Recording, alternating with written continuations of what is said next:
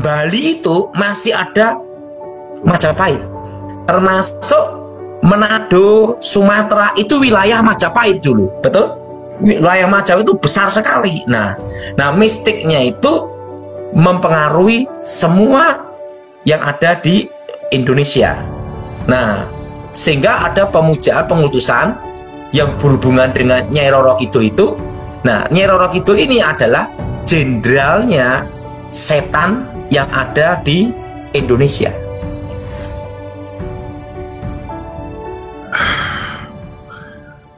Ya, sesuatu yang menggelitik, sesuatu yang membuat orang bertanya-tanya. Sekarang saya menyerahkan waktu dan tempat dan kebebasan untuk Pastor Daud Tony menyampaikan pesan-pesan yang Tuhan taruh di dalam hati Pastor Daud Tony. Silakan, puji Tuhan. Mari kita buka Alkitab kita dalam kitab Efesus pasal yang ke-6.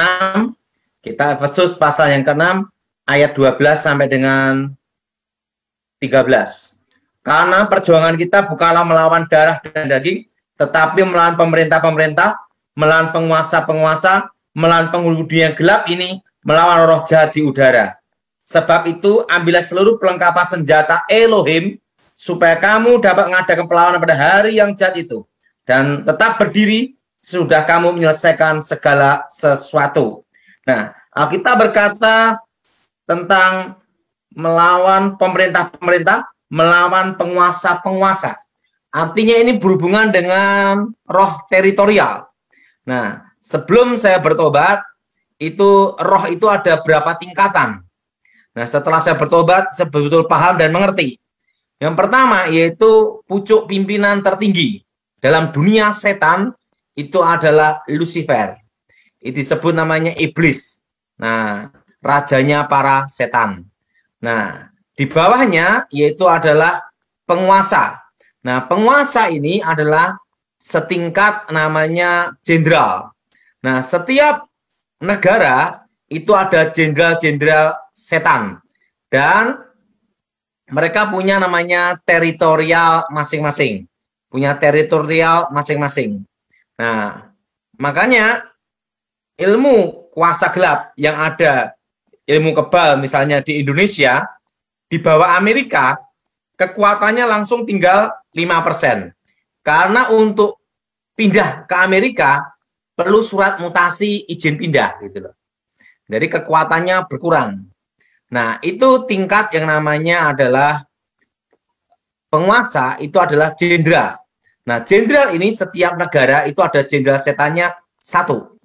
Nah, itu namanya penguasa.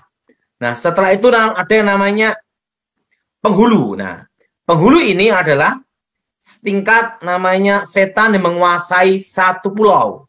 Nah, yang ketiga yaitu penghulu, itu adalah kuasa gelap di satu pulau, yaitu penguasa satu pulau.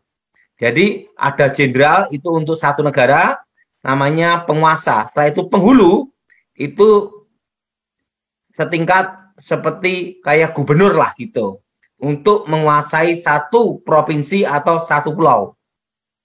Nah yang keempat yaitu namanya roh-roh jahat, penguasa di udara dan roh-roh jahat. Nah, roh-roh jahat ini berhubungan dengan kekuatan mistik, berhubungan dengan okultisme. Nah, okultisme di sini ini tingkat yang keempat, yaitu berhubungan dengan perdukunan atau berhubungan dengan roh-roh jahat ini tingkatnya itu kalau di dalam pangkat kemiliteran itu masih bintara gitu loh. Nah, setelah itu tingkat yang paling bawah yaitu jin. Nah, jin itu tingkat kuasa gelap paling rendah, paling bawah. Nah, jin itu sering pusaka, setelah itu makam, setelah itu pohon atau batu atau gua. Nah, itu ada jin atau penunggu yang seringnya ada di rumah. Nah, saudara yang kasih dalam Tuhan, apakah setiap rumah itu ada jinnya? Belum tentu. Nah, kalau rumahnya orang yang hidup dalam Tuhan, itu pasti ada malaikat Tuhan yang berkemah di sekitarnya. Nah, Jadi kalau kita anak Tuhan dan Tuhan sungguh-sungguh, pasti tidak ada setan di rumah kita. Kenapa? Karena terang dan gelap tidak bisa bersatu. Malaikat dan setan tidak bisa reoni. Nah, itu penting, saudara.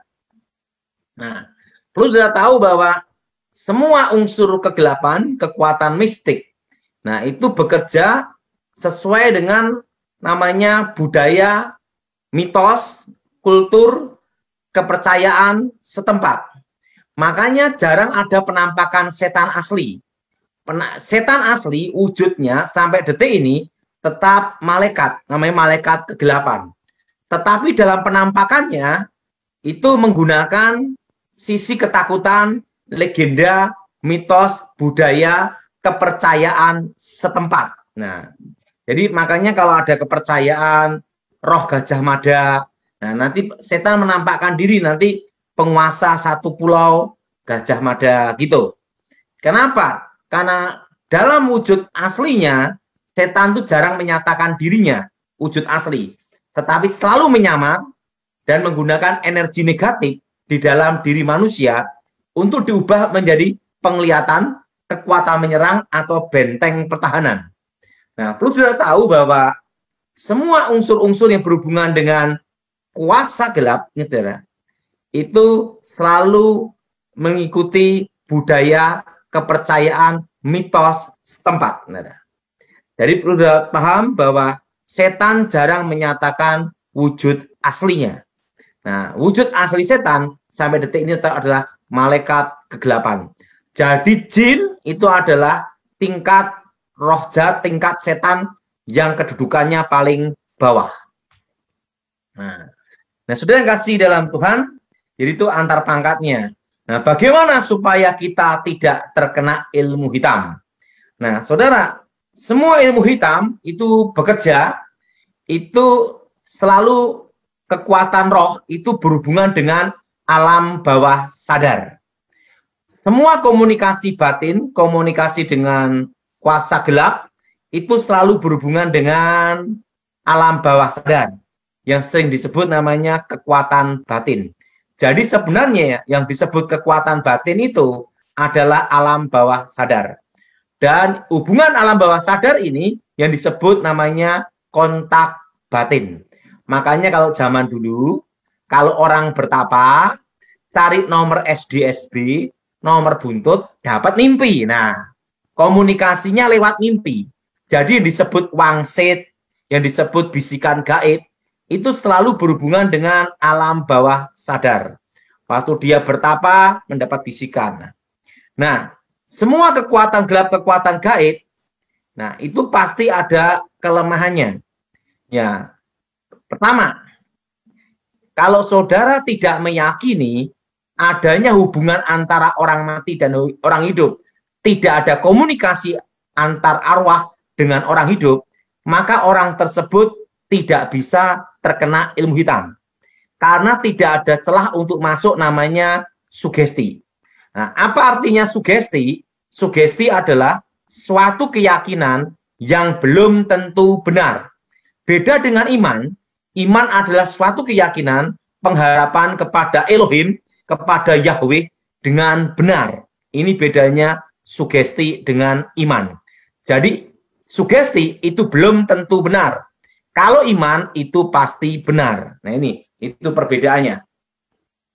Jadi saudara, kalau serangan kuasa gelap, itu selalu menyamar menjadi orang yang sudah mati, supaya masuk ke alam sugesti. Nah, kalau orang tersebut tidak percaya adanya komunikasi, hubungan antara orang mati dan orang hidup, kontak roh, komunikasi orang mati orang hidup, orang tersebut lolos. Makanya kalau kita mati dalam Tuhan, kita pasti ada di Firdaus. Yang tidak dalam Tuhan, dalam Elohim, ada di dunia arwah, menunggu hari penghakiman. Nah, dunia orang mati. Jadi tidak ada komunikasi antara orang hidup dan orang mati. Itu sesuai firman Elohim. Jadi saudara nomor satu, supaya tidak terkena kekuatan gaib serangan kuasa gelap, saudara tidak boleh mempercayai adanya komunikasi dengan arwah orang mati. Karena semua serangan kuasa gelap itu selalu menyamar menjadi orang yang sudah mati, orang terdekat, untuk bisa dimasukkan ke sugesti alam bawah sadar.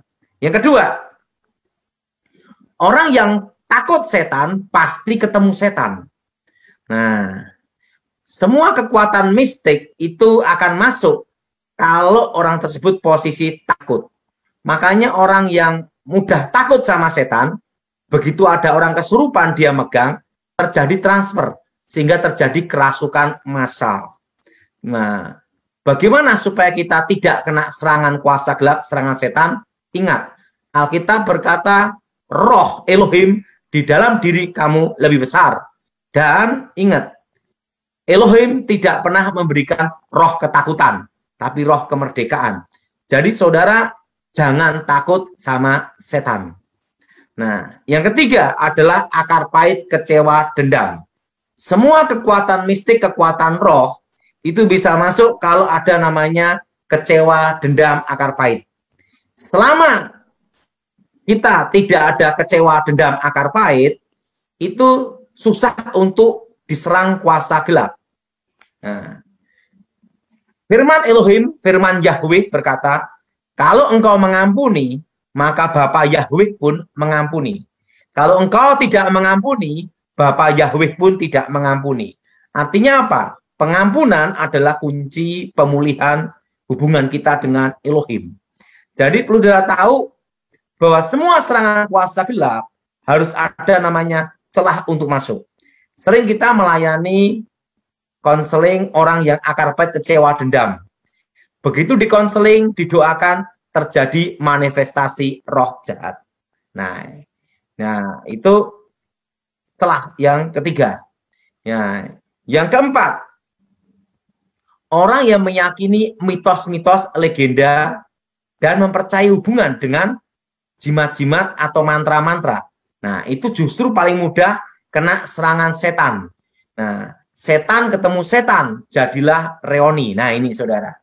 Jadi saudara tidak boleh kuasa gelap berhadapan dengan kuasa gelap. Itu nanti jadinya antar pangkat, malah terjadi namanya itu benih mantra. Ke kondisi malah tambah parah. Setan ketemu setan, reoni. Nah ini saudara. Jadi saudara harus tahu, untuk menghadapi kuasa gelap, hilangkan dulu rasa sugesti terhadap mitos-mitos. Nah, legenda-legenda. Maka firman Elohim dalam surat Timotius, ingat, berbahaya tentang takhayul. Nah ini saudara. Jadi orang yang percaya takhayul, nah itu paling mudah kena serangan kuasa gelap. Nah yang kelima, ini penting saudara. Orang pelit itu paling mudah kena serangan kuasa gelap. Nah, saudara perhatiin. Semua penolak bala, penangkal ilmu hitam, semua aliran dukun apapun, untuk menangani pasien, untuk penangkal ilmu hitam, pertama adalah bancaan selamatan dulu. Adakan ritual makan untuk orang-orang miskin. Nah, ingat, supaya di situ berlaku hukum tabur tuai. Orang yang menabur pasti menuai. Nah, orang yang menaruh belas kasihan ke orang-orang miskin, sesungguhnya memiutangi Elohim. Ingat saudara. Nah, hukum ini berlaku bukan hanya untuk orang Kristen, tetapi semua umat manusia. Hanya bedanya kalau kita percaya Yesus, kita dijamin keselamatan dalam nama Yeshua HaMashiach. Ini yang penting untuk saudara. Jadi, kenapa bank tidak bisa dibobol tuyul, termasuk babi ngepet? Karena uangnya orang pelit dan sosial kumpul jadi satu. Nah itu saudara. Jadi kalau saudara ingin lolos dari kekuatan gaib, kekuatan hitam, nah banyak menabur. Nah banyak menolong. Nah kalau suatu kali Ibu Ani Yudhoyono, Ibu Presiden almarhum, waktu itu tanya sama saya, Pak Daud, bagaimana supaya tidak kena ilmu hitam? Izin Ibu harus banyak beramal saleh, banyak menolong orang-orang miskin. Nah, Saya hanya ngasih kuncinya sama beliau itu aja. Saya ditanya sama siapapun.